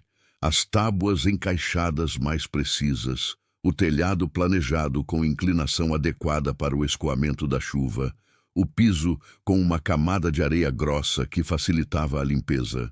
Levou 3 semanas, trabalhando nos intervalos que o Antônio me deixava, mas quando terminei e as galinhas novas entraram nele pela primeira vez, senti aquela satisfação específica de quem construiu algo com as próprias mãos e sabe exatamente onde cada prego foi colocado. O seu Antônio apareceu quando eu estava no meio da construção, como aparecia sempre sem aviso, com a desculpa de alguma coisa que precisava ver na vizinhança. Ficou parado olhando o que eu estava fazendo por um tempo, com as mãos enfiadas nos bolsos, aquele silêncio contemplativo dele. "Madeira da cumeeira está torta", disse ele por fim. "Sei", respondi. É o que tinha. Ele desapareceu. Voltou no dia seguinte com uma tábua longa de cedro no ombro, comprida o suficiente para toda a extensão do telhado, reta como régua. "Sobrou do paiol", disse ele, largando no chão sem me olhar. Não discuti. "Obrigada, seu Antônio." "Não precisa não", disse ele, e foi embora. O telhado ficou reto. O Antônio completou 8 meses numa tarde de verão, em que o calor voltou pesado e úmido depois da primeira chuva grossa da estação. Ele estava aprendendo a engatinhar, com uma determinação que me enchia de uma admiração irracional. Aquela admiração de mãe que sabe que toda criança aprende a engatinhar, e ainda assim vê o filho fazendo como se fosse algo específico e extraordinário dele. Ficava no terreiro, na manta estendida sobre a terra, tentando. Caía. Tentava de novo. Caía diferente. Tentava uma terceira vez com um ajuste que ele próprio calculava e que eu observava acontecer nos olhos dele. Aquela concentração absoluta de ser humano aprendendo a habitar o próprio corpo. Pensei muitas vezes, nessa época, que tinha muito a aprender com ele. Não no sentido piegas que as pessoas usam quando falam em aprender com filhos, aquele discurso de que criança ensina sobre inocência e amor puro, mas no sentido técnico, observável. A forma como ele caía e levantava sem hesitar, sem o peso acumulado de todas as outras vezes que tinha caído, sem a memória da dor transformada em medo de tentar. Cada tentativa era a primeira tentativa. Cada queda era só informação sobre o que ajustar. Eu carregava mais do que ele. Carregava o peso de tudo que tinha dado errado antes, o cansaço antigo, a desconfiança aprendida, o reflexo de esperar o problema antes de ele chegar. Eram coisas necessárias, em certa medida. Quem passou pelo que eu passei e não desenvolveu esse tipo de radar está se expondo demais. Mas havia momentos em que esse peso atrasava, em que a cautela virava hesitação desnecessária, em que eu ficava calculando risco onde havia só possibilidade. Nesses momentos, olhava para o Antônio engatinhando e tentava tomar emprestado um pouco daquilo. Foi em março do ano seguinte, quando o Antônio tinha quase 10 meses, que a Lica apareceu com uma notícia que eu não esperava. Chegou numa manhã de sábado, mais cedo do que o costume, com aquela expressão de quem está carregando uma informação e precisando decidir como entregar.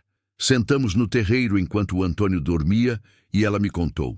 O Berilo, o cunhado mais novo, o de olhos do sorriso de canto no cartório, estava com dívida.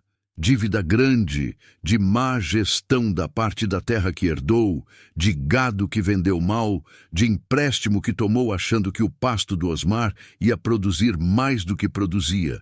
Estava pensando em vender. Qual parte? Perguntei. O pasto perto do rio, disse ela. A parte boa.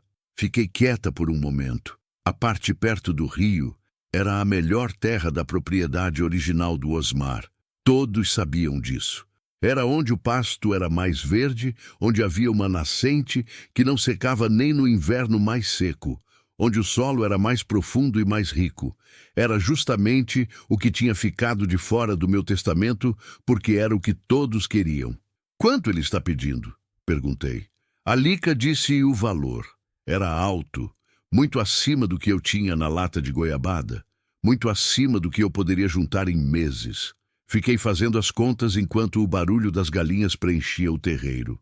Você não tem esse dinheiro, disse a Lica com gentileza, não com crueldade. Não ainda, respondi. Ela me olhou. Ainda? Ainda? Confirmei. Houve um silêncio entre nós. Depois ela sorriu daquele jeito dela, que era o sorriso de quem apostou em você desde o começo e gosta de ver que a aposta está se pagando. O que você precisa? Perguntou ela. Contei o que precisava, não com vergonha, não com rodeio. Precisava de dinheiro, de um empréstimo, de alguém que acreditasse no que eu estava construindo antes de esse construído ser grande o suficiente para se provar sozinho. Era o tipo de pedido que envergonha muita gente, porque envolve mostrar a lacuna, o lugar onde você ainda não chegou, a distância entre onde está e onde quer estar. Eu não tinha vergonha de lacunas. Tinha aprendido que lacuna é só espaço para a construção futura. A Lica ficou em silêncio por um momento. Me tenho guardado da pensão do meu pai, que nunca usei porque nunca achei o que valesse. Ela parou. Isso vale. Olhei para ela. Lica, com juros baixos, disse ela, com aquela firmeza prática que era o jeito dela de encerrar discussão. E você me paga quando puder. Não quando eu precisar. Ela se levantou batendo a terra da saia. Mas fecha logo, porque se o Berilo arranjar outro comprador antes, a gente perde a chance.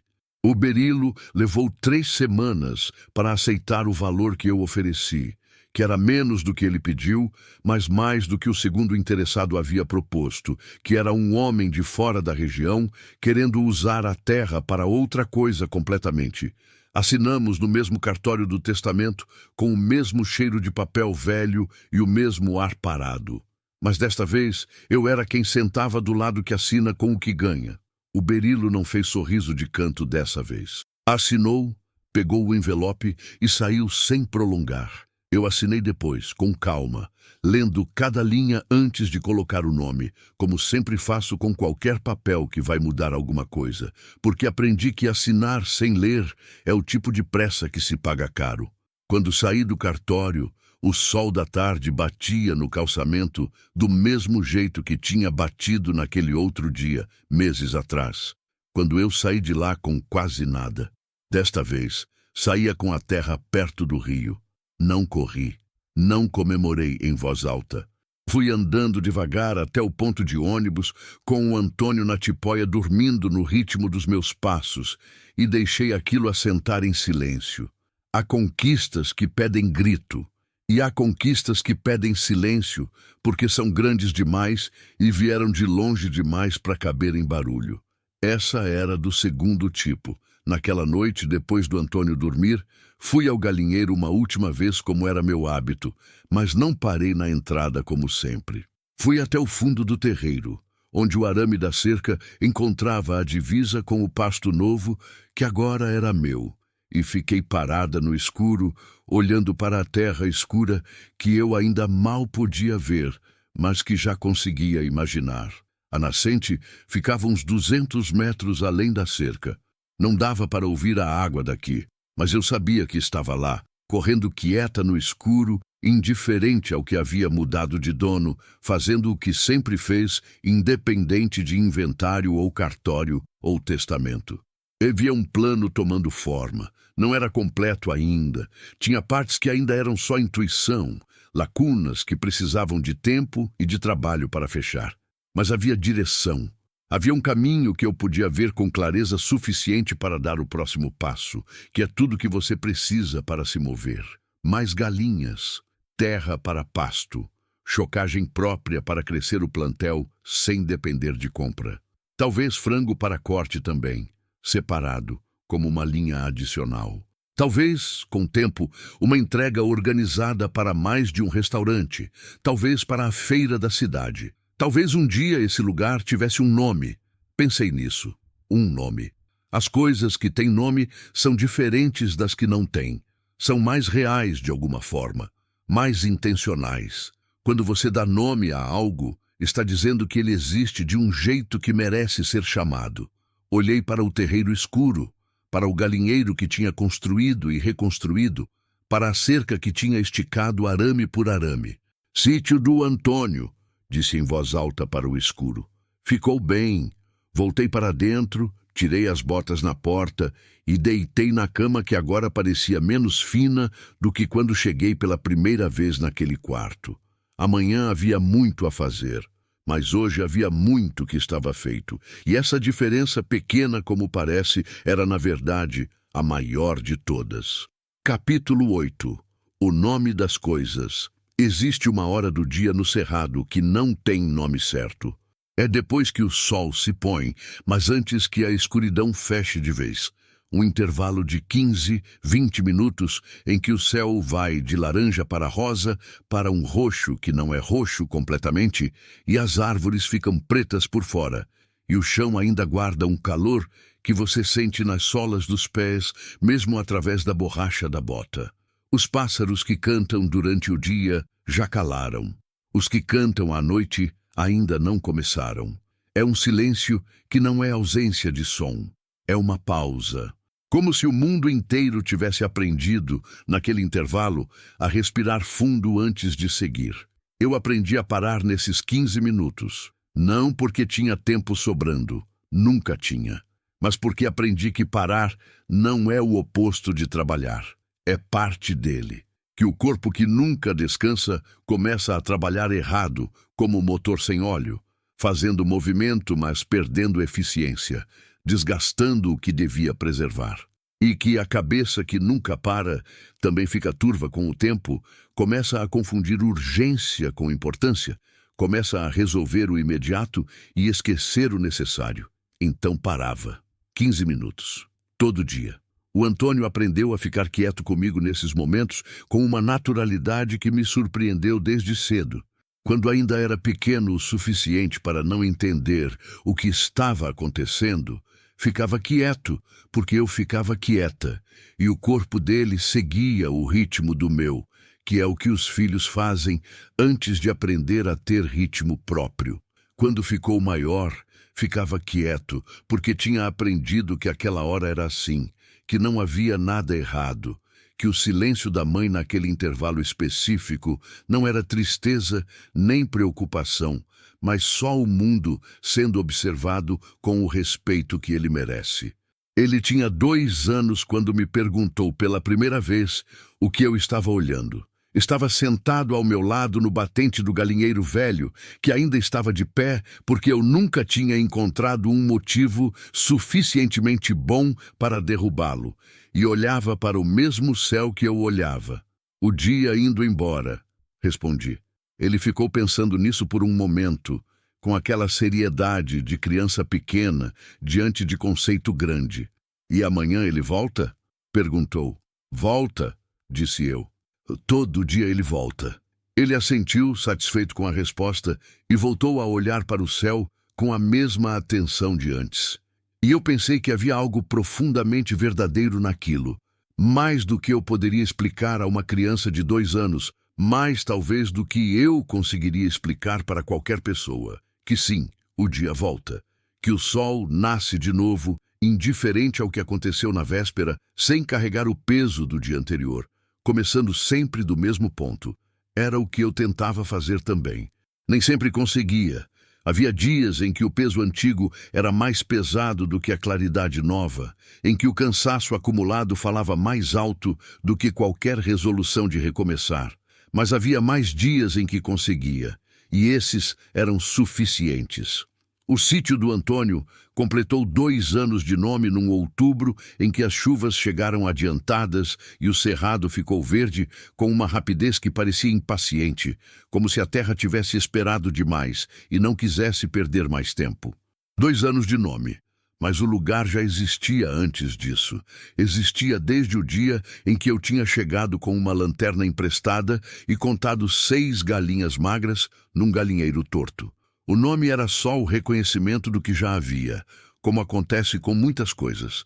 Primeiro elas existem, depois a gente aprende como chamá-las. Naquele outubro, o plantel tinha 78 galinhas, 3 galos e um ciclo de chocagem que produzia pintos novos a cada 6 semanas, com uma regularidade que eu tinha aprendido a calibrar como se fosse relógio. A terra perto do rio estava cultivada em parte com milho, que resolvia boa parte do custo de ração, e em parte com pasto cercado, onde as galinhas rodavam em sistema de rotação. Um método que o seu Antônio me ensinou e que fazia a terra se recuperar enquanto as aves pastavam, cada lote num cercado diferente por vez, nunca deixando uma área esgotar. O contrato com o Rancho Fundo tinha crescido para 30 dúzias semanais.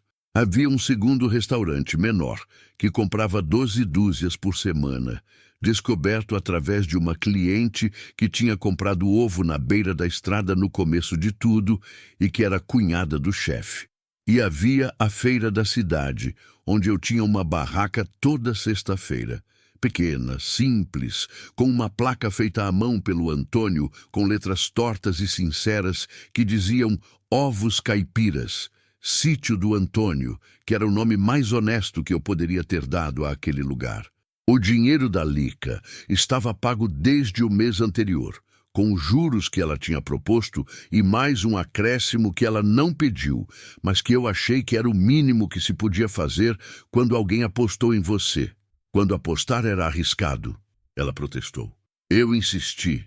Ficou o acréscimo. A lata de goiabada tinha sido aposentada. O dinheiro morava agora numa conta no banco da cidade, que eu abri numa manhã de terça-feira, sentada diante de um gerente jovem que me fez perguntas de formulário com um tom de quem estava no automático, sem prestar muita atenção no que estava preenchendo. Quando chegou no campo de profissão, perguntou sem levantar os olhos do papel. Profissão? Produtora rural, disse eu. Ele olhou para cima pela primeira vez. Olhou para mim. Para o Antônio, que estava no meu colo, quieto, com um olho sonolento e o outro curioso. Voltou para o papel. Produtora rural, repetiu digitando. Era a primeira vez que eu dizia aquelas palavras em voz alta, referindo a mim mesma. Produtora rural, não viúva, não mulher de Osmar, não a que herdou o galinheiro velho. Produtora rural, com sítio de nome próprio e conta em banco e contrato assinado com o restaurante. As palavras têm peso quando mudam. E aquelas tinham pesado diferente dentro da boca, mais sólidas, mais assentadas, como se ocupassem um espaço que tinha estado vazio esperando por elas. A dona Perpétua tinha se separado do marido em junho. Não foi dramático. pelo menos não do lado de fora. Ela me contou numa manhã, sentada na cozinha dela, com aquela calma de decisão que foi tomada há muito tempo antes de ser executada, que ele tinha ido, que ela havia ficado com a casa, que era dela antes de casar, e com as galinhas que o dinheiro da nossa parceria tinha ajudado a manter vivas quando ele queria vender. Ela estava bem. Era a primeira coisa que eu perguntei, e era a coisa verdadeira que queria saber, não os detalhes, não a narrativa, mas o estado real dela naquele momento. Estou, disse ela. Depois de uma pausa, estou bem de um jeito que faz tempo não estava. Entendi isso sem precisar de mais palavras. Perguntei se ela queria continuar a parceria de fornecimento. Ela disse que sim, mas diferente. Queria entrar de outro modo, aprender o que eu sabia sobre chocagem, sobre rotação, sobre venda direta. Não queria só fornecer, queria saber. Então ensinei, do mesmo jeito que tinha aprendido, fazendo junto, errando junto, corrigindo junto. Ela vinha 3 tardes por semana, e o Antônio a chamava de tia perpétua com uma familiaridade que me enchia de alguma coisa boa e sem nome. Havia uma satisfação específica em passar adiante o que eu sabia. Não porque tornava eu importante, mas porque significava que o conhecimento que tinha custado tanto para ganhar não ia morrer comigo. Ia continuar em outras mãos, ia se multiplicar, ia aparecer em outros terreiros de outras mulheres que talvez um dia precisassem de exatamente aquilo que eu tinha precisado e não sabia onde encontrar. O seu Antônio adoeceu em agosto. Não foi de repente. Foi aquele tipo de doença que vai chegando devagar, que você percebe primeiro nos detalhes, na passada que fica mais curta, na voz que perde um pouco de firmeza, no jeito que os olhos ficam um pouco mais fundos do que antes. A filha dele, que morava na cidade grande e aparecia poucas vezes por ano, veio passar uns dias quando ficou sabendo. E eu a encontrei na entrada do sítio dele numa tarde, com aquele ar de pessoa que está tentando entender em alguns dias o que ela se ausentou de entender em anos. Fui visitar o seu Antônio 3 vezes por semana a partir daí. Levava sempre alguma coisa, porque ir de mão vazia naquele tipo de visita parece ingratidão. E eu não era ingrata para com aquele homem que tinha me dado tábuas e lanterna e cedro e silêncio no momento em que eu mais precisava de tudo isso. Levava ovo cozido, levava caldo que eu fazia e colocava num pote de vidro. Levava o Antônio, que sentava na beira da cama do velho e ficava conversando com ele sobre as galinhas, com aquela seriedade de criança que trata assunto de adulto como se fosse assunto de igual. O seu Antônio gostava disso. Eu via nos olhos dele. Numa dessas visitas, estávamos sentados na varanda da casa dele, com o fim de tarde vindo devagar, e ele ficou em silêncio por um longo tempo, olhando para o campo. Eu não preenchi o silêncio. Aprendi com ele mesmo que silêncio compartilhado não precisa ser preenchido. Você vai longe, disse ele por fim sem me olhar. Não respondi imediatamente. Deixei a frase assentar. Ainda tem muito chão, disse eu por fim. Tem, concordou ele. Mas a direção está certa. Era o elogio mais longo que eu tinha recebido daquele homem em todo o tempo que nos conhecíamos. E era suficiente. Era mais do que suficiente. Os cunhados do Osmar foram sumindo do horizonte gradualmente, como costumam fazer as pessoas que acharam que você não ia dar certo e precisam se reorganizar diante da evidência de que erraram. O Zequinha eu não via há quase 1 ano. O Naldo tinha me cumprimentado uma vez na cidade com um aceno de cabeça que eu devolvi com a mesma economia. O Berilo, de vez em quando, eu ouvia dizer que estava tentando se recuperar das dívidas com o que restava da terra que tinha ficado com ele. Não sentia nada forte em relação a eles, nem raiva, nem satisfação, nem aquela vontade que às vezes as pessoas têm de esfregar na cara dos outros que estavam errados. Esse tipo de coisa cansa mais a quem faz do que a quem recebe. E eu não tinha energia para gastar com isso. O que aconteceu com eles foi resultado do que escolheram. O que aconteceu comigo foi resultado do que escolhi também. A diferença entre nós Não era sorte nem destino. Era o que cada um fez com o que tinha. Eles tinham mais. E fizeram menos. Isso não precisava de comentário. Estava dito na terra, nos números, na placa de madeira com letras tortas na entrada do sítio. Numa manhã de novembro, eu estava ensinando o Antônio a recolher ovo. Tinha 2 anos e meio, pernas ainda inseguras no terreiro irregular, mãos pequenas que seguravam com cuidado excessivo porque eu tinha dito uma vez que ovo quebra, e ele tinha levado aquilo com a seriedade de criança que leva tudo ao extremo. Entrava no galinheiro de mansinho, abria a caixinha do ninho com a concentração de quem vai abrir algo precioso. E pegava o ovo com as 2 mãos, muito devagar, e caminhava até mim com ele erguido na altura do peito, como se fosse oferenda. Esse, disse ele, me entregando com aquela gravidade. Esse, confirmei, colocando na cesta. Ele voltou para o galinheiro, saiu com mais um, e mais um, e mais um. Cada entrega com o mesmo ritual de seriedade, a mesma caminhada cautelosa, o mesmo olhar verificando se eu aprovava. Fiquei parada, segurando a cesta, assistindo aquilo, e senti algo que levei um tempo para identificar, porque não era um sentimento simples. Era feito de camadas, de cansaço antigo que virou orgulho sem perceber, de medo que virou confiança com o tempo e o trabalho. De solidão que tinha ficado menos sozinha desde que aquele menino tinha chegado, e depois menos ainda, conforme a Lica e a Dona Perpétua e o seu Antônio e a Dona Filinha foram se tornando o tipo de presença que sustenta. Era a sensação de que aquele lugar, aquele terreiro, aquelas galinhas, aquele menino carregando o ovo com as 2 mãos, eram o resultado de uma escolha que eu tinha feito numa tarde de fim de dia, com o sol morrendo atrás das árvores e 6 galinhas magras me olhando com desconfiança. A escolha de não vender, de não desistir, de voltar todo dia antes do sol. Tinha uma última coisa que eu precisava fazer e que tinha adiado por razões que eu mesma não sabia nomear completamente.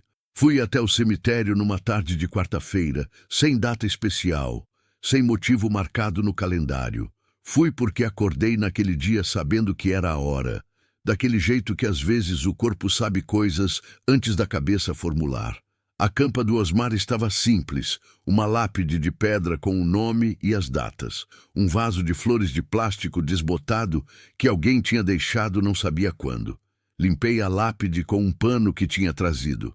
Troquei as flores de plástico por umas de campo que tinha colhido no caminho, amarelas e rudes, do tipo que nasce no cerrado sem pedir licença e dura bastante sem precisar de água. Fiquei ali por um tempo, não falei muito. Nunca fui de falar com os mortos do jeito que algumas pessoas falam, como se houvesse uma linha direta que a morte deixou aberta. Mas havia coisas que precisavam ser ditas em voz alta, mesmo que só para mim e para o chão, e para o silêncio quieto do cemitério naquela tarde. O menino está bem, disse eu. É seu. Tem seus olhos, essa teimosia sua também, que é o que me preocupa mais. Parei. O galinheiro que você me deixou deu em coisa. A terra perto do rio agora é minha também. Não do jeito que eu queria, que era com você junto, mas é minha. Parei de novo. As flores amarelas se mexeram no vento. Não sei se você sabia do testamento antes de morrer. Não sei se foi você ou os irmãos que decidiram o que cada um ficava. Já não importa muito. O que importa é o que ficou depois. Coloquei a mão na lápide por 1 segundo. Apenas 1 segundo. E depois retirei. Cuida do menino de lá, disse por último. Ele tem mãe, mas pai faz falta do mesmo jeito. Virei e fui embora sem olhar para trás. Não porque havia algo errado em olhar, mas porque tinha aprendido que existem horas de olhar para frente, e aquela era uma delas. Naquela noite, depois do Antônio dormir, saí para o terreiro como sempre. Era novembro, e o calor estava voltando com aquela insistência tropical que o cerrado tem no fim do ano, quando o sol esquenta durante o dia e a noite demora a esfriar. O céu estava limpo, estrelado, daquele azul profundo que só existe longe das luzes da cidade, onde a escuridão é real e as estrelas não precisam competir com nada. Fui até o fundo do terreiro, onde o arame da cerca encontrava o pasto novo. Me apoiei na cerca e fiquei olhando para o escuro da terra que era minha. Pensei na mulher que tinha entrado naquele cartório de vestido cinza, grávida, sem saber o que ia ouvir. Pensei nela saindo de lá com a notícia de que sobrou o galinheiro e 6 galinhas magras. Pensei em quanto tempo ela ficou olhando para aquilo antes de decidir que era começo e não fim. Não era eu outra, era eu mais. Não tinha mudado de pessoa, tinha acrescentado. Cada mês, cada problema resolvido, cada madrugada antes do sol, cada ovo recolhido ainda quente, cada conta fechada, cada fresta tapada com barro, cada galinha comprada, cada acerto de mão apertada com quem me tratou com respeito e cada não dito com voz firme para quem tentou me diminuir, tudo isso tinha ficado em mim de alguma forma, depositado camada por camada, como o sedimento que o rio deixa na margem e que com o tempo vira terra fértil. O Antônio dormia dentro de casa com aquela confiança absoluta de criança, que não sabe que o mundo é difícil porque ainda não precisou saber. Essa ignorância era meu trabalho proteger pelo tempo que ela pudesse durar. Não para sempre, porque para sempre não existe, e proteger demais também faz mal. Mas enquanto eu pudesse, enquanto as minhas mãos e as minhas pernas e a minha cabeça aguentassem trabalhar, eu ia garantir que quando ele descobrisse que o mundo é difícil, tivesse terra firme embaixo dos pés para aguentar a descoberta. Terra firme que eu construí, que ninguém me deu. Ouvi as galinhas no galinheiro, aquele murmúrio baixo e coletivo de animal que dorme, mas não apaga completamente. A manchada estava lá dentro, mais velha, mais calma, com aquela autoridade silenciosa que os animais mais antigos de um lugar desenvolvem com o tempo. As novas ainda aprendiam a hierarquia, ainda acertavam os lugares, ainda descobriam qual poleiro era de quem. A manchada não disputava mais, só existia com aquela solidez de quem não precisa provar nada. Pensei que queria ser assim. Não faltava muito. Me afastei da cerca. Passei a mão pelo arame que eu mesma tinha esticado e fui em direção ao galinheiro. Parei na entrada, olhei para dentro na escuridão que a luz das estrelas mal alcançava. O cheiro era forte, vivo, aquele cheiro específico de lugar habitado que no começo me incomodava e que agora eu reconhecia como o cheiro de casa. Boa noite, disse, baixinho, para ninguém e para todos. Apaguei a lanterna que pendurava na entrada. Voltei para dentro de casa, tirei as botas na porta e fui deitar. O Antônio estava com os braços abertos na cama pequena que ficava encostada na minha, respirando o ritmo fundo e largo do sono de criança que não tem nada pesando. E fiquei olhando para ele por um momento na escuridão do quarto, ouvindo aquela respiração que era o melhor som que eu conhecia. Deitei. Fechei os olhos. Amanhã era cedo. Tinha milho para separar, tinha entrega para o rancho fundo na quinta-feira. Tinha uma galinha que eu estava de olho há dias, porque o comportamento dela tinha mudado de um jeito que precisava de atenção. Tinha a Dona Perpétua vindo na tarde para aprender sobre chocagem. Tinha o seu Antônio para visitar no fim do dia. Tinha muito. E era exatamente isso. Era exatamente o que eu queria. Não a ausência de dificuldade. Não a garantia de que nada ia dar errado. Não a segurança que a vida não dá para ninguém, porque não é da natureza dela. Mas o trabalho que vale a pena. A terra que é minha. O filho que dorme com os braços abertos. O nome que coloquei na placa na entrada, com letras tortas e tinta que já estava desbotando e que eu ia repintar na semana que vem. Sítio do Antônio. Aquilo era suficiente. Aquilo era tudo.